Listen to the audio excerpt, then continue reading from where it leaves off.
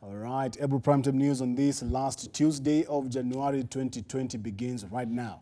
Good evening and welcome aboard. My name is Kenneth. Kazungu.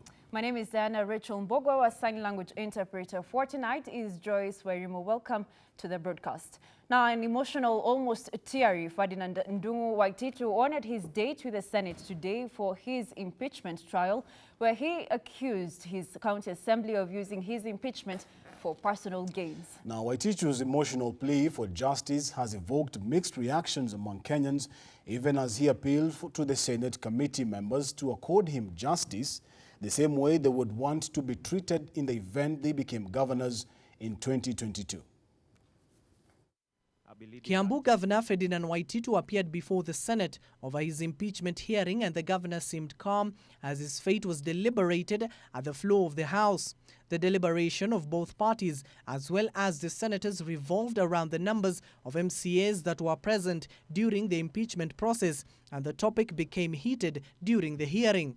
Because of that culture of believing in propagating lies and knowing that they have been succeeding in propaganda, a house that had 57 members only since the whole day of deliberation. So the question is this, and I put it to you, Mr. Solomon. You're the mover of the motion. You had a direct interest in the motion. The governor is contesting thresholds. I am asking you, is information or evidence regarding who attended, who voted nay, who voted yes, evidence available at the assembly of Kiambu? To the yes best of or my knowledge, no? yes. Yes? Yes. Yes. But that evidence you confirm while on oath is not before this honorable Senate. I would assume no. Because, not you assume. The answer is no. There is no such evidence. Waititu will only be impeached if 24 of the 47 counties vote to support the petition by Kiambu MCAs to oust him. The outspoken governor today, who seemed humbled, pleaded with the parliamentarians to be fair in their proceedings. The assembly took over 14 days, in fact 17 days, to deliberate on a special motion. They went against the Kiambu standing orders, as a county assembly standing orders, which requires that a special motion be disposed of within 14 days. Even in this house, I know a big number of you will also become governors. You will also come here and you require justice to be done to you. The governor was last month ousted by Kiambu MCAs who cited 3 grounds for their action. They accused him of corruption and gross violation of the Constitution, the County Government Act and the Public Finance Management Act, and alleged abuse of office. The MCAs, through their counsel, tabled their evidence in the House. You will find that the evidence shows that this is a man who not only breaches the Constitution and the law, but one who is not even afraid of the wrath of God. The resources of the people of Kiambu. Procurement contracts were done that resulted in Governor Waititu's wife and daughters all receiving funds from the county assembly of from the county budget. The grounds on which a seated governor can be removed are gross violation of the Constitution or any other law. If the governor has committed a crime, abuse of office or gross misconduct, physical or mental incapacity to perform the function of the office of the county governor. The fate of the governor now lies with the senators as they are set to vote tomorrow. Abdiaziz Ashimi, Brew TV. All right, now on that note, our reporter Eric Munene takes us through the timeline of events that has led to the impeachment of Baba Yao. Well, thank you, Kenneth and Diana. A quick look at the timelines of how the besieged governor of Kiambu County got here. But first, we have a look at what the Constitution at Article 181 says about removing a sitting governor. Now, a county governor may be removed from office on any of the following grounds. A, gross violation of the Constitution or any other law. Now, B, where there are serious reasons for believing that the county governor has committed a crime under national or international law. Also, abuse of office or gross misconduct or physical or mental incapacity to perform the functions of the office of the county governor. Also, the Constitution had said, or rather says, that the Parliament will enact legislation providing for the procedure of removal of a county governor on any of the grounds specified in Clause 1.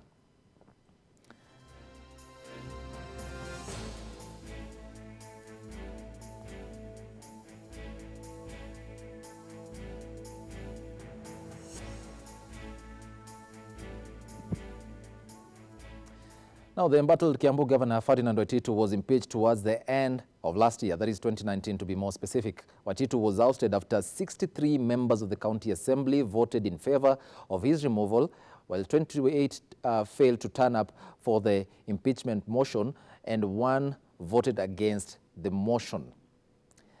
The motion was tabled by Nederu MCA Solomon Kinothia, who accused the governor of engaging in corrupt dealings, abuse of office, and gross misconduct.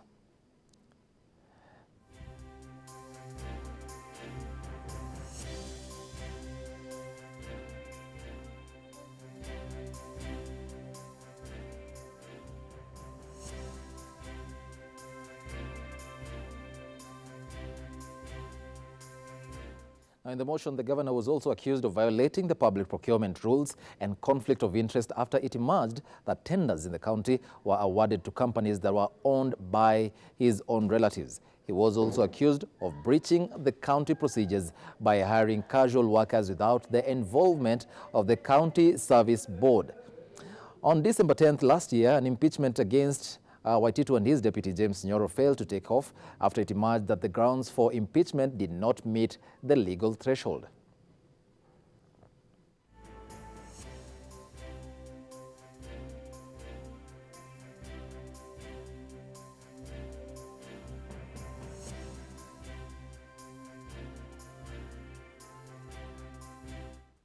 Now, here's where it gets quite interesting. MCAs allied to Governor Waititu snubbed the sitting. Kiambu Assembly Speaker Stephen Ndishu confirmed the postponement of the debate for failure to adhere to the set guidelines. The motion was also deferred to allow the members of the County Assembly to furnish the governor with adequate notice and respond to the allegations in due course. Waititu later was to write to the Senate protesting that his impeachment was irregular. The Senate Speaker, Kenneth acknowledged the receipt of the letter from the governor, but said he will not act on it since he had not been notified of the impeachment, and that is, of course, by the Kiambu County Assembly.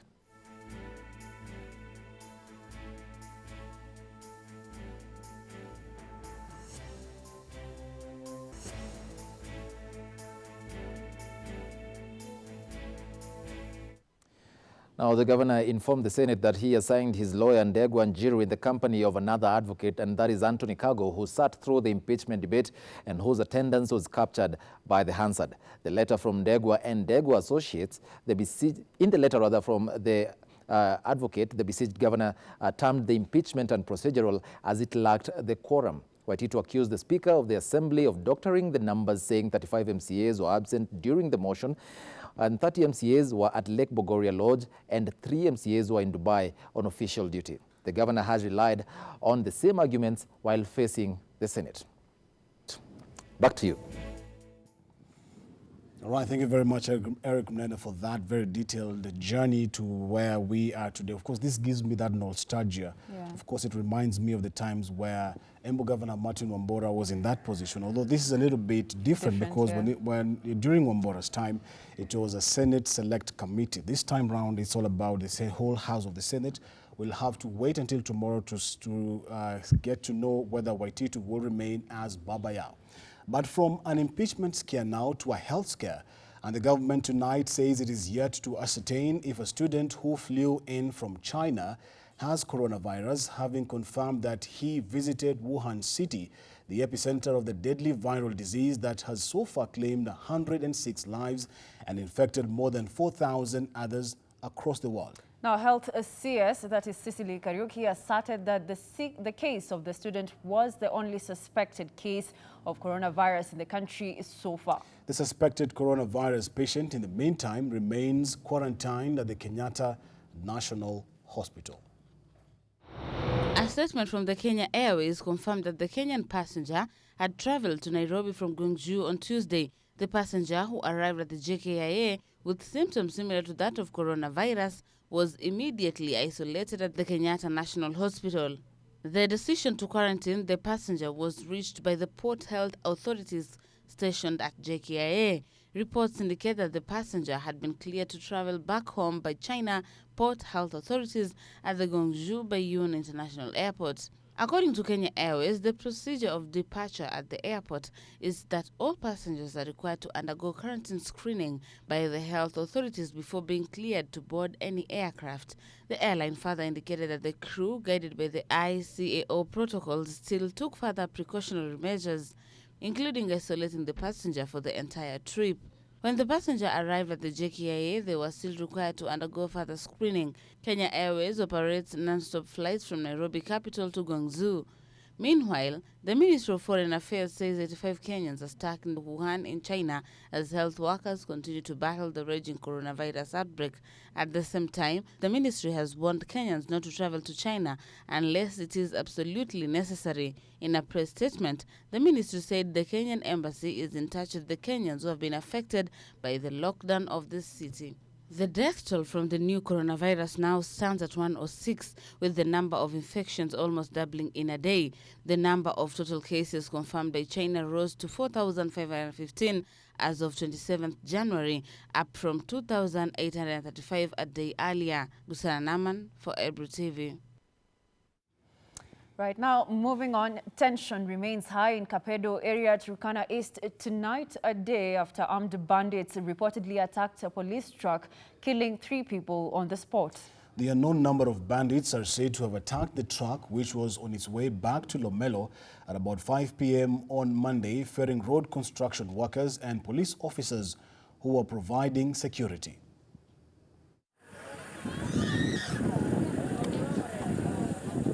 The troubled Kapedo region, which has in the recent past hit the headlines for killings and maiming, is back in the news for the same grim reason.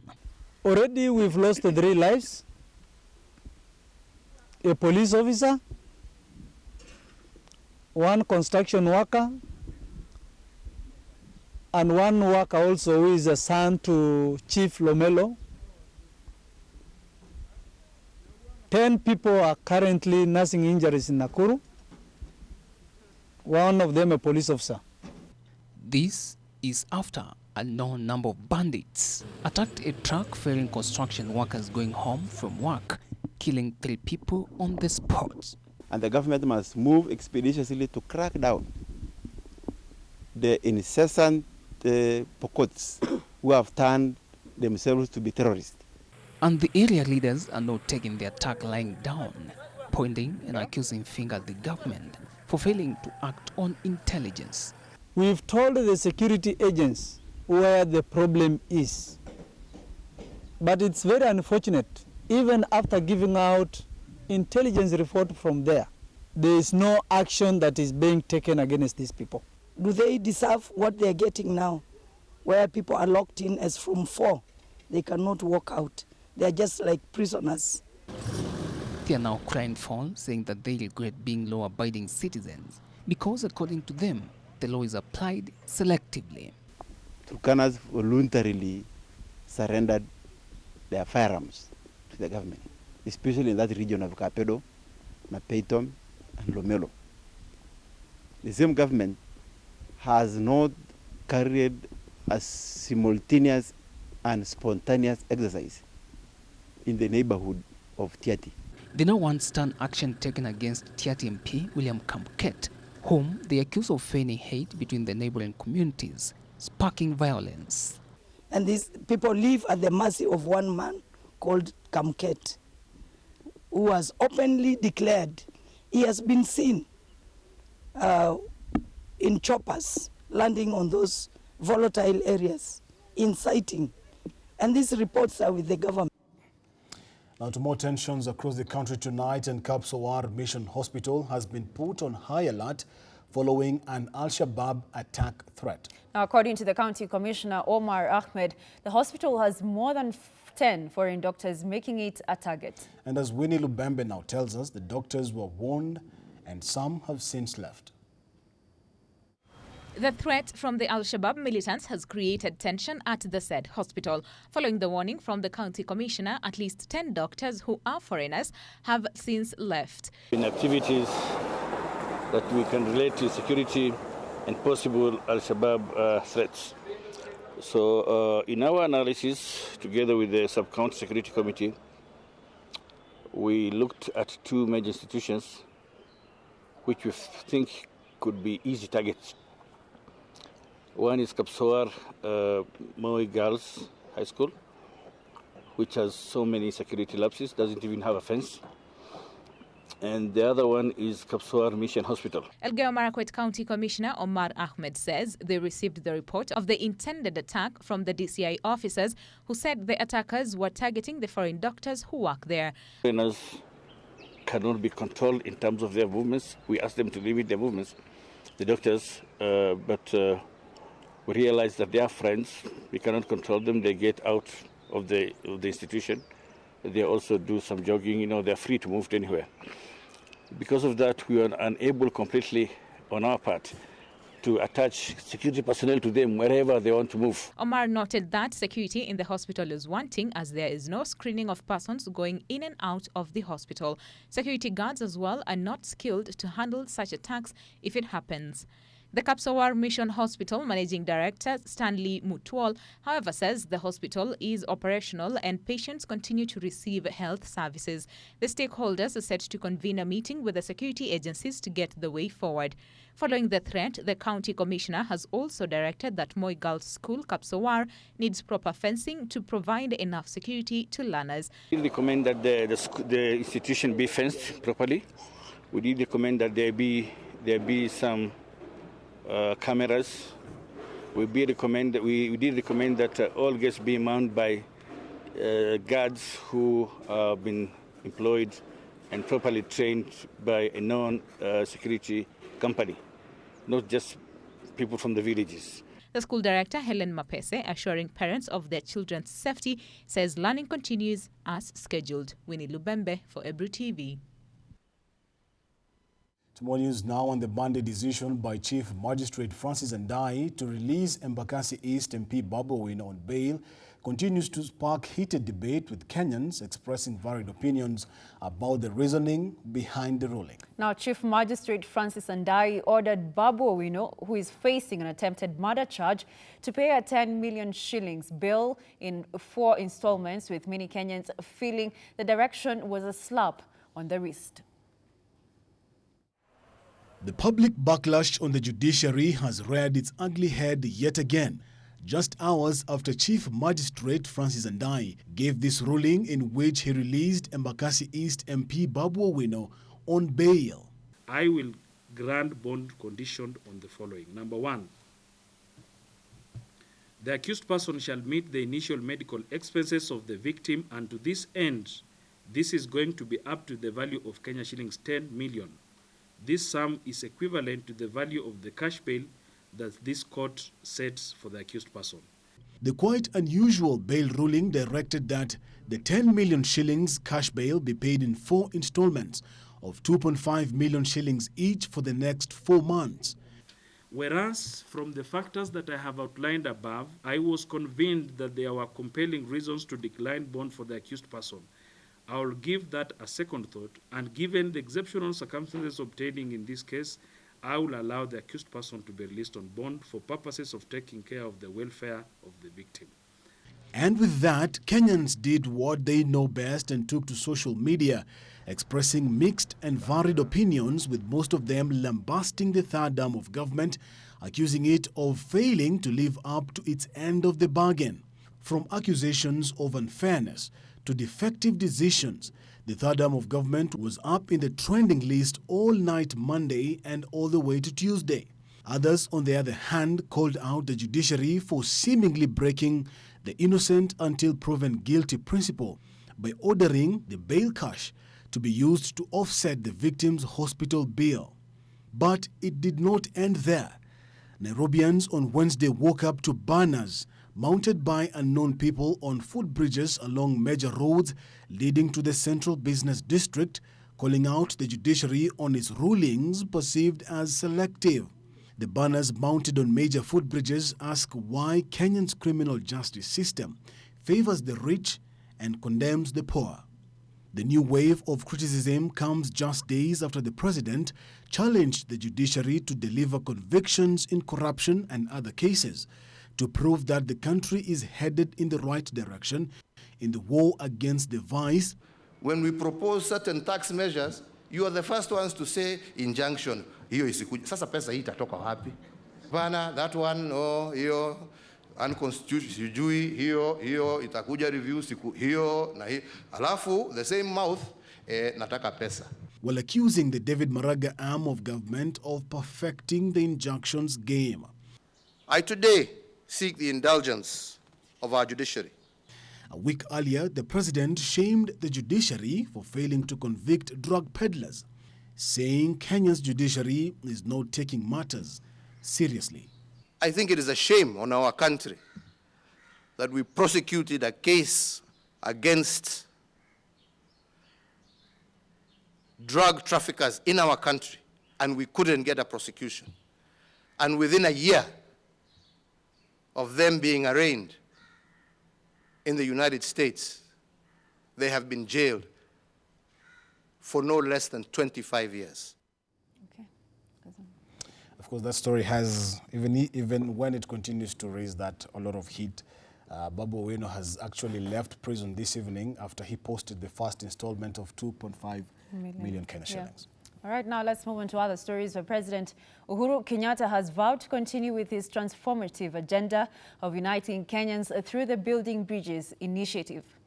Now, the head of state statement comes after a section of leaders allied to him and opposition chief Raila Odinga castigated the Naivasha meeting organized by political leaders allied to Deputy President William Ruto with claims that their agenda is to impeach the president. Our political affairs reporter Jeff Hyamba with more details now on that story. Before the BBI team kickstarted the second phase of collecting views from the Kenyans, a lot of intrigue has surrounded the BBI process, with the leaders allied to President Uhuru Kenyatta, opposition chief Raila Odinga and those of the Deputy President William Ruto clashing. The head of state, after presiding over the opening of the 5.8 billion Kenyan shillings cement factory in Salgai, Nakuru County, maintained he is determined to leave a unity legacy after 2022. Dunia na nchi ambayo iko na amani mengi yapatikana. Dunia ambayo iko na vurugu kila wakati, maendeleo inakwama, pesa inapotea. Sasa hatutaki mambo kama haya. Na ndipo unaona nimesema ya kwamba mimi jukumu yangu ni kuhakikisha hiyo amani, alafu tuendelee na mipangilio yetu. President Uhuru Kenyatta's statement comes shortly after his allies, mostly from Raila Odinga's ODM party, castigated the arrival from Deputy President William Ruto's camp, who held a series of the meetings in Naivasha, where they planned to hold additional rallies across the country. We are aware that they were collecting signatures to bring to Parliament to impeach President Uhuru Kenyatta. They are too few, they are too small, and they are minute in the system of governance of this country. Ulikuwa ni utapeli tu, walikuwa tu wanatuhadaa kuanza kusema tuko pamoja, lakini wako na mpango yao ya kando. Tuseme there's only one BBI.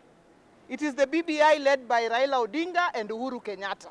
There is no second BBI. So this idea that we are going to be doing parallel meetings to the BBI that is known must be stopped. If you want to do another BBI, go and do your own handshake with whoever you want, and then come up with your own BBI, and then do parallel meetings. The Naivasha meeting, organized by the Senate Majority Leader Kipchumba Murkomen, reaffirmed their commitment of working with the DP Ruto by making sure he forms the next government. Besides participating in the Raila Odinga-led BBI regional rallies, Murkomen and more than 100 leaders made several recommendations and regarded to the second phase of the BBI. We've ended the discussion of us versus them. So in the Nakuru rally, we are expecting His Excellency the President, if his schedule permits, His Excellency the Deputy President, former Prime Minister Raila Odinga, former Vice President Kalonzo Musyoka, Musalia Mudavadi, Wetangula, and all other leaders of party, including Dida and Okuru Okot. We want all Kenyans to meet in Nakuru and demonstrate that this us versus them is over. So there are no parallel rallies. Number two, and encourage all Kenyans to attend rallies already announced.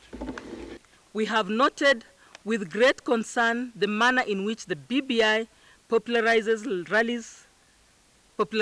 rallies have been conducted so far. The discussions have mainly been on personalities and positions of the political class. However, President Uhuru Kenyatta and ODM leader Raila Odinga's allies feel the Naivasha meeting had a hidden agenda. Ya kwamba this is a defining moment for this country and we shall not allow you guys to bring confusion. The president has already appointed regional leaders, and any meeting to be organized in Rift Valley, be it Uasin Gishu, Nakuru, should be under Governor Tolgos.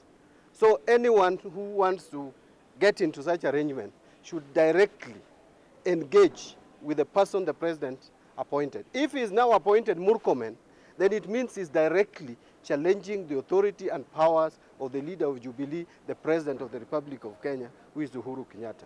Deputy President William Ruto's allies have been pushing President Uhuru Kenyatta for over 2 years to convene a parliamentary group meeting to discuss a number of the issues facing the then vibrant Jubilee Party. But their efforts have proved futile, with the party Secretary General Raphael Tuju dismissing the recommendation of the Naivasha meeting.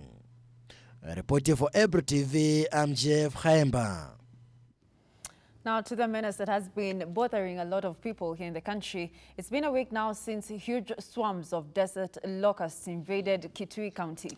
The locusts entered the expansive county from Mwingi North constituency, which borders Tana River and Tharaka Nithi counties. Now, despite the aerial spraying that has been conducted thrice in Mwingi, the swarms of desert locusts are still moving around from one place to another, destroying crops, with farmers spending sleepless nights trying to chase away the stubborn insects using manual methods.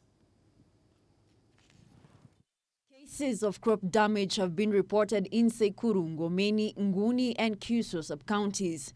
Esther Chalo, a farmer from Nguni, says she expected a bumper harvest of more than 10 bags of green grams, but now she laments she has nothing to harvest, with 3/4 of her crops eaten by the locusts. Esther is now calling upon the government to compensate her losses. Yake na zenye zilikuwa bishi zote zimekuliwa. Sasa zenye zilibaki zenye zilikuwa za mbeleni na sisi hatukuwa na za mbeleni. Sasa hizi tulikuwa tumepanda nyuma. Sasa zimekula kabisa. Na msaada yote sasa hatuna chakula sasa hii. Kwa hiyo tulikuwa tunatarajia kuvuna sasa. Hatuna uwezo mwingine. Pengine sasa watajua penye tutafanya. Another farmer from NZU area in Mwingi, Julius Kialo Maluki, narrated how the dangerous insect has wasted their time as they try to chase them away day and night in a bid to block them from feeding on their crops. Our livestock have nothing to eat. They have destroyed everything. If they go to your garden, they land at your garden, they destroy everything. Including the thing we are calling maragwe, the green grams, everything they are destroying. Theophilus Kimanzi, a farmer from Matiangombe area, said that since the locusts invaded his farm on Monday, they have destroyed all his millet at his farm. We try a lot to chase them away, but they denied. So on morning, we wake up, we came to, but we have tried, but we are not moving. This comes even as the government Monday said they would add 6 more planes in order to contain the situation that has left many farmers at a loss. According to the Agriculture Cabinet Secretary Peter Munya, there has been a challenge of the chemical supplies from suppliers. Munya said more swarms of locusts are still expected in the country, with the country currently experiencing climate change.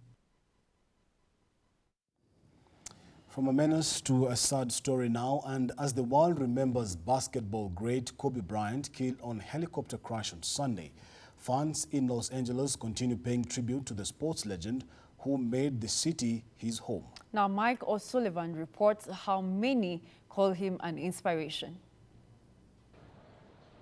An outpouring of grief outside Staples Center, home of the LA Lakers, where Kobe Bryant spent most of his career.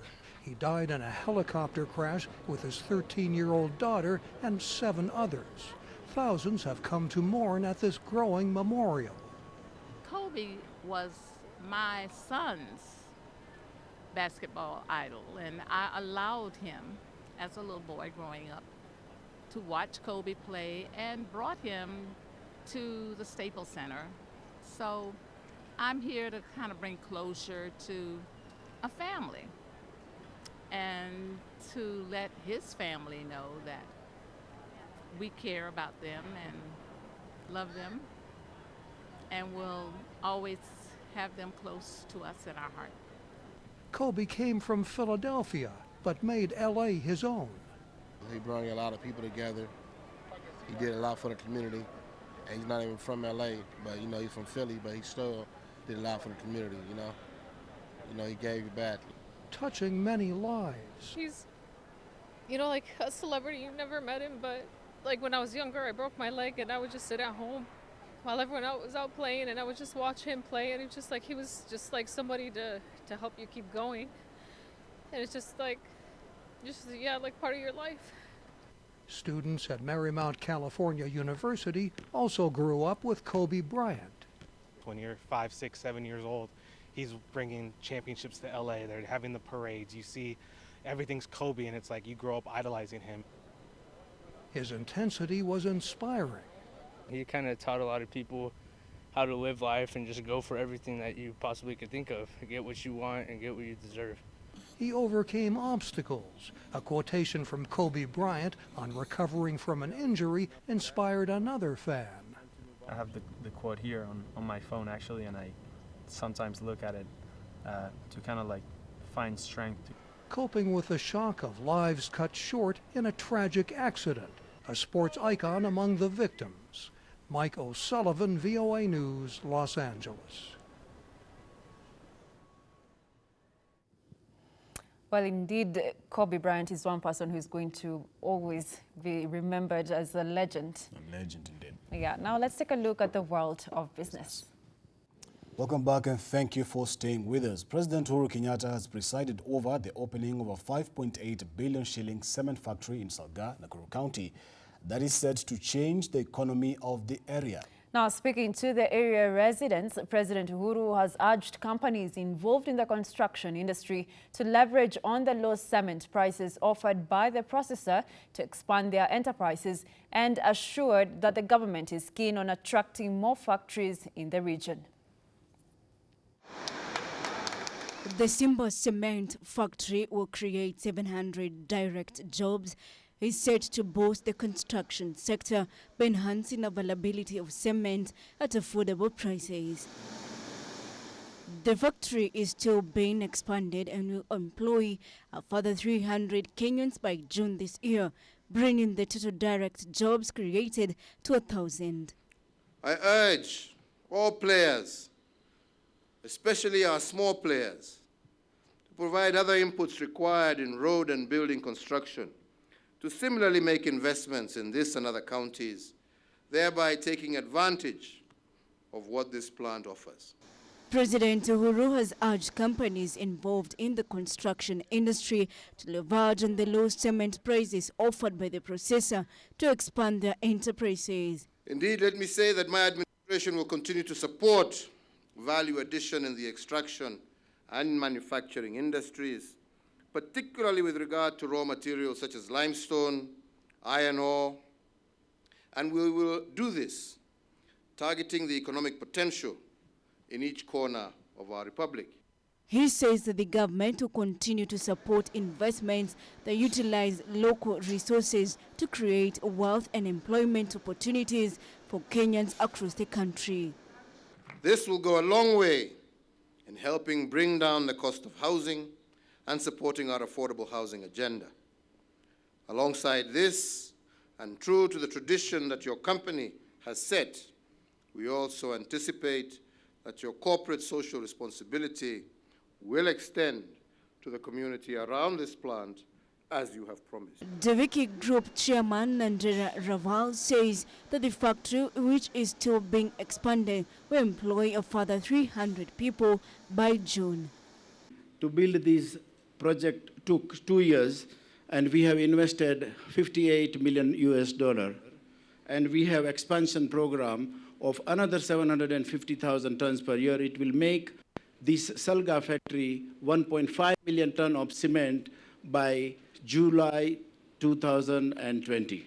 President Kenyatta further said Salga is already home to 4 factories and attributed the change in fortunes of the area to devolution, saying areas that were previously considered economically barren are now new centers of growth. Njeri Njogu for Nairobi TV.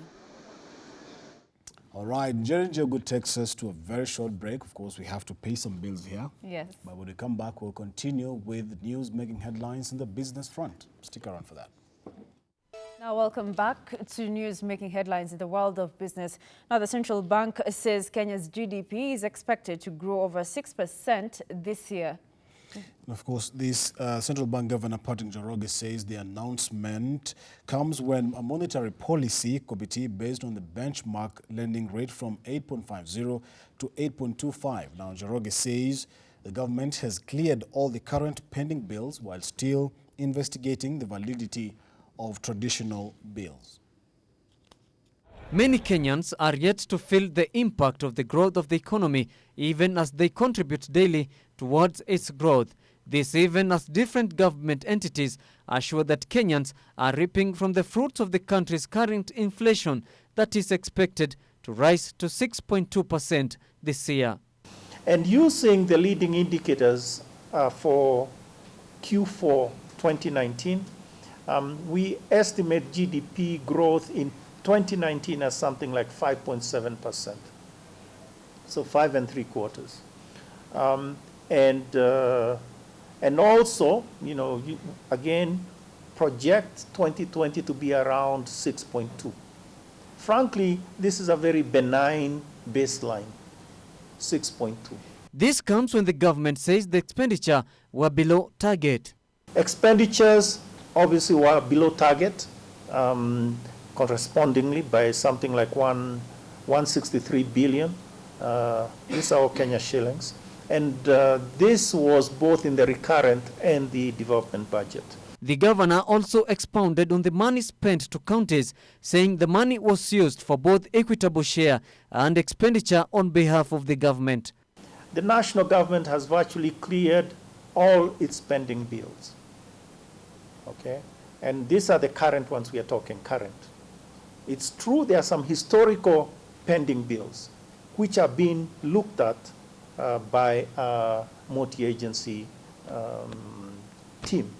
So a team that has been assigned specifically to go look at the old historical things, because you never know, there could be a lot of maneno in those things. So a team of people need to look at. But in terms of the current ones, the National Treasury has over the last 6 months dealt with those. Njoroge said the government has cleared all its pending bills, leaving the traditional bills under investigations to determine their validity. As for the counties, the Office of the Auditor General looked at what was presented to it as 88 this is an interesting number, 88.98 billion, pending bills, of which they reported 51.3 billion were payable. Counties currently have an equivalent of 88.98 pending bills, with only 51.3 billion shillings of bills payable. And the point is that if these actually are implemented, the issue for us is always implementation. So if we implement things correctly, then you can see a substantial improvement in these sectors will be reformed, will be transformed. The CBK governor now says the growth of the economy depends highly on the implementation of necessary policies and frameworks at the government level. Reporting for Ebru TV, I'm Kaindo Stefano. Now, oil prices have greatly reduced, losing about 5% as trade tensions dampened the demand outlook, putting the crude benchmarks on course for the biggest daily and weekly falls in 6 months. The prices dropped below $60 for the first time in nearly 3 months as the death toll from China's coronavirus rose and more businesses were forced to shut down, stoking expectations of slowing oil demand. Now, global stock exchange has also fallen as investors grew increasingly anxious about the widening crisis, and demand spiked for safe haven assets such as the Japanese yen and treasury notes.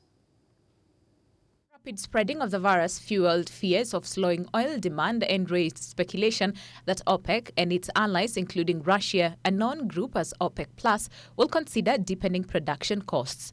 Brent crude LCOC1 fell by $1.92 a barrel, or 3.2% to $58.75 by 11:28 GMT, its lowest since October and the biggest intraday fall since January 8th. U.S. crude oil CLC1 was down by $1.77 at $52.42. Saudi Arabia and the United Arab Emirates, allies in the Organization of the Petroleum Exporting Countries, OPEC, tried to play down the impact of the virus on Monday, with Riyadh, the de facto OPEC leader, saying the group can respond to any changes in demand. It has, however, been noted that markets are being primarily driven by psychological factors and extremely negative expectations adopted by some market participants, despite the virus's very limited impact on global oil demand. The OPEC Plus group has been withholding supply to support oil prices for nearly 3 years, and on January 1st increased an agreed output reduction by 500,000 barrels per day to 1.7 million barrels per day through March. Brent crude oil prices have dropped by more than 14% since a spike in tensions between the United States and Iran briefly lifted prices above $70 a barrel on January 8th. The losses since are in spite of a 75% drop in output from Libya to less than 300,000 barrels per day due to an ongoing blockade of oil fields. Now, the courts have grown their revenue collection from fines by 46% to 1.64 billion shillings in the year to June 2019, helped by faster hearings and the conclusion of cases. According to a report, fees grew by 11% from 952 million shillings to 1.55 billion shillings. The improved collections from fines lifted the judiciary's total revenue by 30% to stand at 2.69 billion shillings. Despite the increase in total revenue, the amount accounted for 59% of the 4.54 billion that the Treasury had expected the judiciary to collect, meaning that it fell short of expectation. A total of 484,349 cases were filed, all in court. Of these, 343,109 were criminal cases, while other 141,240 were civil cases. Out of all the cases filed, 469,359 were resolved. During the period under review, cases that have been in court for 3 years and above fell to 44% of the total backlog of 341,056 cases. In 2017-2018, the backlog stood at 45%. A case is classified as a backlog if it remains unresolved 1 year after being filed. According to the report, fees grew by 11% from 952 million shillings to 1.55 billion shillings. The judiciary attributed the growth to increase in the number of cases filed. Courts received 484,349 cases in the period under review, up from 402,243 the year before.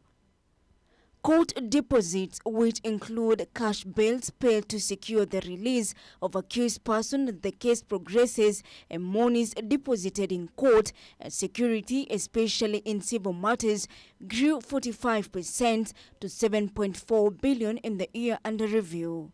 The judiciary notes that the revenue target that National Treasury set for it has been growing at a higher rate than the actual collections. This has led to a decrease in rate of attainment of the target. The judiciary usually receives revenue on behalf of the government, comprising court fines, fees, forfeitures and other charges. Fines refer to the money ordered by the court of an offender to pay as condition of his or her release.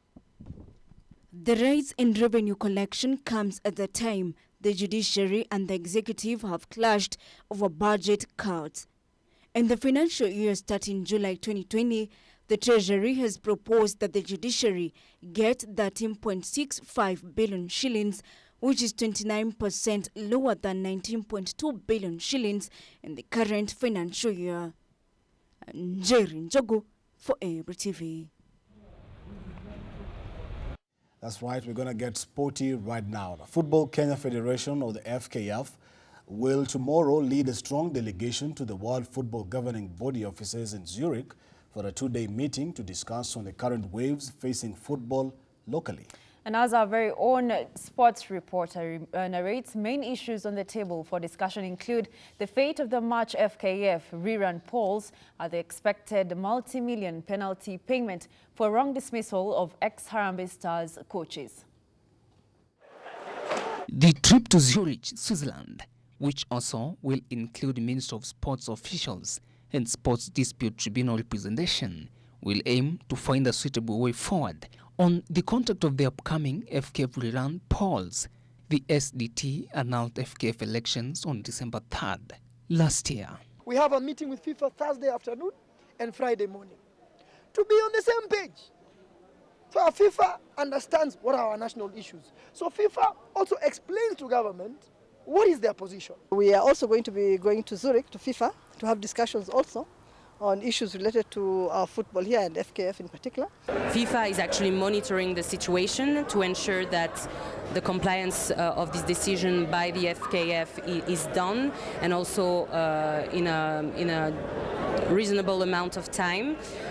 It's really important for FIFA to know that, at the end of the duration of the president's term and the full executive committee's term, which is supposed to end by 10 February 2020, election can be held. FIFA is very strict on that.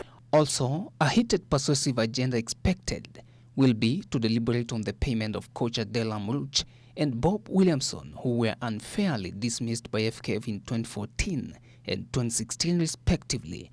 FKF has been under pressure from the Court of Arbitration of Sports to pay a whopping $163 million to the ex-coaches for the implications on the FKF's failure to release the funds.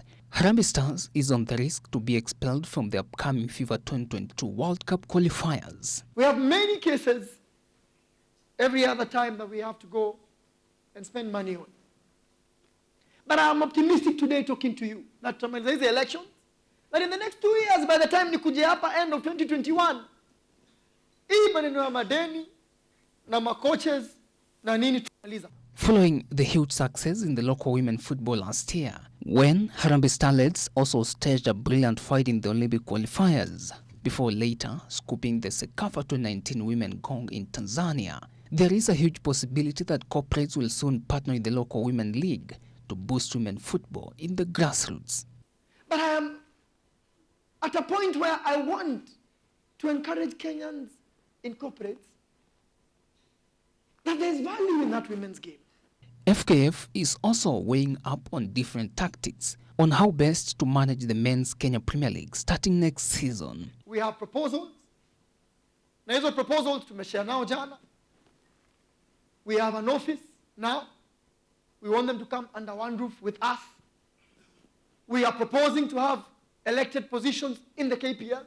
Mwendwa, who today met with FKF delegates and endorsed the new electoral board and the code ahead of the fresh elections to be held before March, remains optimistic that he will secure another term at the helm of the country's football at the Kandanda House. My encouragement is if you want to run, if you want to run, prepare your nomination papers, get your Chapter 6 documents ready, because a week from now, we will have nominations for branches. Benjamin Mwaka, Able TV, Sports. Now, Western steamer tactician Salim Babu has picked his second Fidelity of the Month award this season after beating Tusker Football Club tactician Robert Matano for the December gong. Now, both coaches won 3 games and drew once in the month of December, but Babu's goal haul propped him above Matano. Stima scored 10 goals and conceded 4 goals playing against Nzoia Sugar, Zoo, Chemelil, Sugar and Sofapaka, while Tusker scored half what Stima managed while conceding just 2. The Stima coach pocketed 75,000 Kenya shillings, courtesy of the event sponsors, and becomes the 3rd tactician to win more than 2 of the monthly gongs since its inception 5 years ago. Nafikiri hii ligi tulianza kujiandaa vizuri, ukiangalia pre-season yetu ilikuwa mzuri, tukasaini wachezaji pia wazuri, quality mzuri, na tulikuwa tumejiandaa tukijua tutamaliza mara hii tutapata nafasi mzuri, na mazoezi pia imekuwa mzuri, vijana discipline imekuwa iko juu, so I hope ligi kitamboishe tutakuwa position mzuri. In December we had 2 coaches really going neck and neck for the award. We had Robert Matano of Tusker FC, won 3 matches and drew once. And then we had Salim Babu, who also won thrice and drew once. But now, when it came to voting, we looked at other factors, like the number of goals scored against the number of goals conceded, and it was really not hard for us. Now, Shujaa have been pitted against in form New Zealand, Fiji and Wales in arguably the pool of death during this weekend's Sydney Sevens. Now, with only the group winners advancing to semi-finals, as it was the case in Hamilton, Sydney promises to be a stern test for Paul Finney and his charges at the Parramatta Stadium. Kenya will open their campaign against Olympic champions Fiji, who are blown hot and cold in the opening 3 legs of the circuit. Fiji are seeking to bounce back after finishing a disappointing 9th in Hamilton last weekend. Team Kenya will then have a date with Wales in their 2nd match before meeting a resurgent All Blacks outfit in the final Pool A match.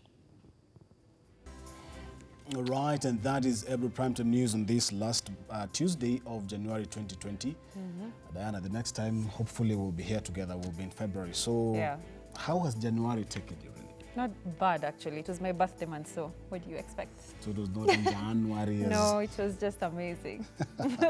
All right, my name is Kenneth Kazungu on behalf of the super amazing team that has helped put this bulletin together. Thank you so much, Kenneth, for watching. All right, thank you so much for choosing Ebro as always. My name is Diana Rachel Mbugua. Our sign language interpreter has been Joyce Wairimu. Do have yourselves a lovely night. God bless.